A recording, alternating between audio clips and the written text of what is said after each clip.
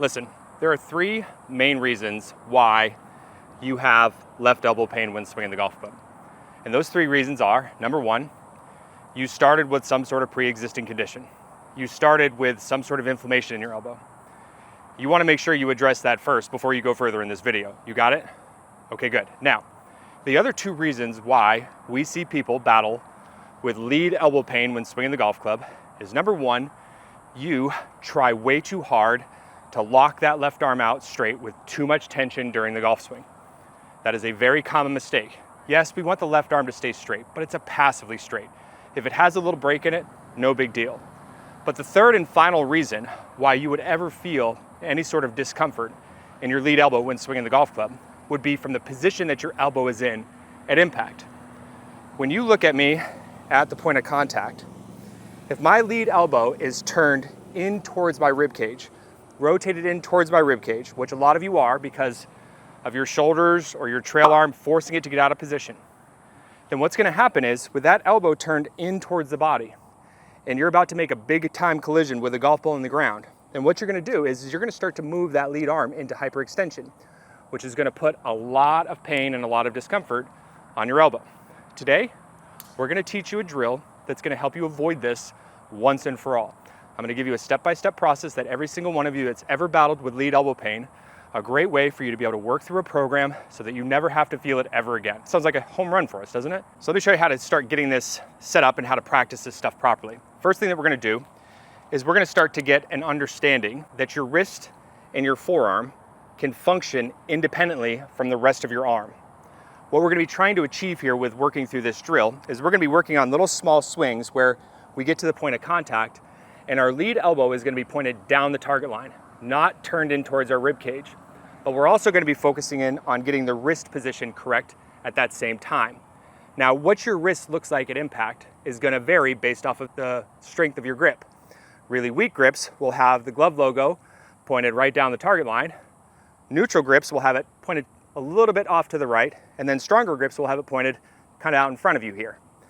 What I want you to be able to do is I want you to be able to make a whole bunch of reps. Try to do at least 25 reps where your lead arm is just outside your trail thigh, and you go ahead and get your elbow pulled down the target line and you rotate your wrist and your forearm so it's pointed in the direction that matches with your grip. And I want you to go ahead and rep through this just for a few minutes. Try to get about 20 to 25 reps. You shouldn't feel any tension in your shoulder.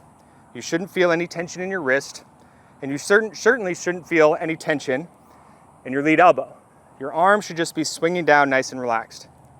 Once you can do this, and you know that it's a piece of cake, then what I want you to do is expand on it. Go ahead, and now what we're going to do is we're going to think about our lead shoulder becoming like a pivot point that's nailed to a wall.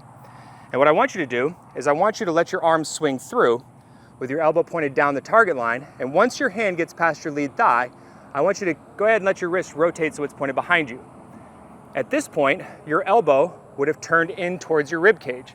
It's after that point of contact and through the low point in which you're trying to keep it pointed down the target line, then you want to let it rotate inwards.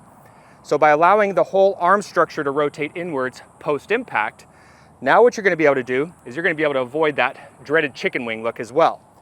So I want you to be able to do 20 to 25 reps just like this as well. And I want you to be able to go look at it on camera to make sure that you see your elbow pointed down the target line as it makes its way through the low point. Your wrist is in the correct position, and your arm swings through, and that's when the elbow starts to turn in towards where the rib cage would be. Once you can do that, now you want to start adding the golf club back to the mix. When you add the golf club back to the mix, you're not going to start out by hitting golf balls here. You're going to train yourself independently from your trail arm, and you're just going to do some reps where you keep your grip pressure really light, focusing in on that same exact movement. So you want to go let the arm swing back, keep that elbow pointed down the target line as your wrist starts to rotate, and then keep your arm moving like your shoulder is nailed to a wall. And if you could do this properly, and you know that you've got the wrist functions and the elbow functions working, then you can go ahead and actually test it to try to hit some golf balls. So let's go ahead and try to hit a shot here. Okay. Now what I did there was I kept the visual of my elbow being like a laser beam pointed down the target, and I squared the club face with my wrist functions. I hit the golf ball nice and straight. I'm ready to continue on my practice program. Now, the final bit is understanding why you would try to have your lead arm straight through the rest of the swing shape, when really what should be happening with your lead arm is it should be getting moved primarily from body turn, but there's also a little bit of elevation that's taking place. You want your arm to get moved at the top of your backswing by turning your body. So what I would suggest that you do before you start making longer swings is take your setup and start making some 9-3 swings now, where you just keep this lead arm straight and passive and start turning back to 9 o'clock, shift to your lead side and let your arm swing through. You're keeping your arm moving, nice and relaxed. You're making sure that your body turn moved your arm into position. And as you start down, you're thinking about that lead elbow staying pointed down the target line, rotating your wrist to 3 o'clock. So let's do a handful of reps just like that.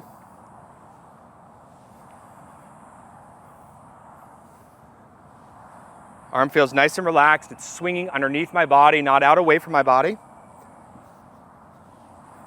You might see a little break in the arm. It's totally fine. We're not trying to ramrod, lock it out. We're just making sure that it can swing and get moved by our body turning back, and let our arm swing down with our elbow being pointed down the target line.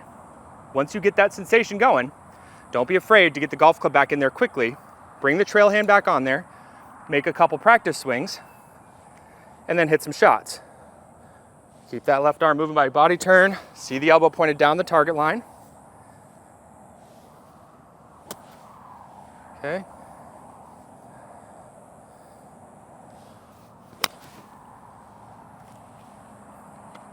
Let's do one more. At any point, if you lose connection to the point of the elbow or the position of the elbow, or you start getting too much tension in the arms, backtrack and start going back through it.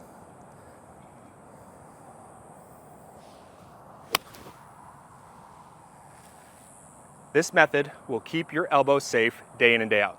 Practice smart. Get warmed up the proper way. Train your body how to do these movements the correct way, and you will avoid lead elbow pain once and for all. Good luck. We'll see you guys in the next video.